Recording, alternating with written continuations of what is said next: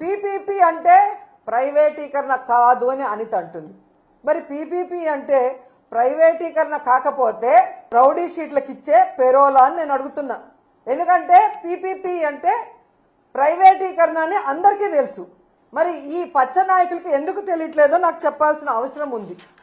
ఈరోజు పీపీపీ కానప్పుడు డబ్బులు లేక ప్రైవేటు వాళ్ళకి అప్పగిస్తున్నామని జీవో ఎందుకు ఇచ్చారు? మరి ఆ జీవోని రద్దు చేయండి. ప్రభుత్వమే ఆ కాలేజీని పూర్తి చేయాలని కూడా వైఎస్ఆర్సీపీ నుంచి మేము డిమాండ్ చేస్తున్నాం. సవిత మొదటిసారి ఎమ్మెల్యే అవగానే మంత్రి అవగానే కొత్త పిచ్చోడు పొద్దురగడు అంటారు చూసావా, ఆ విధంగా ఉంది సవిత ప్రవర్తన.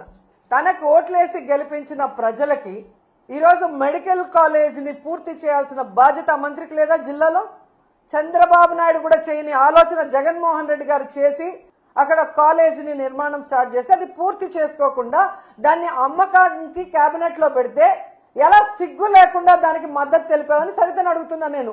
మళ్ళీ నువ్వు కూడా మాట్లాడేదన్నా జగన్మోహన్ రెడ్డి గారి గురించి? నీకే అర్హత ఉంది? నీ కోట్లేసిన ప్రజలకి వెన్నుపోటు పొడిచి చంద్రబాబు నాయుడు చెప్పేదానికి గంగిరెద్దులాగా తల ఊపుతూ జగన్మోహన్ రెడ్డి గారిని మాట్లాడే అర్హత మీకుందా అని అడుగుతున్నా. ఈ రోజు హైదరాబాద్ లో 15 రోజులకు ఒకసారి ఏఐజీ హాస్పిటల్కి పోయి ఎవరు మందులు వేసుకుంటున్నారో రాష్ట్రంలో ఉన్న తెలుగు రాష్ట్రాల్లో ఉన్న అందరి ప్రజలకు తెలుసు. అబద్ధాలు కల్లార్పకుండా ఎలా చెప్పాలో అనే దానికి మందును కనిపెట్టి చంద్రబాబు నాయుడు మీ అందరికీ ఆ మందు ఇస్తున్నాడు కాబట్టే ఈరోజు మీ అందరూ కల్లార్పకుండా అబద్ధాలు చెప్తున్నారు తప్ప, ఈరోజు మీకు దమ్ముంటే నేను వస్తాను, రండి. రాజమండ్రి మెడికల్ కాలేజ్కి వస్తారా?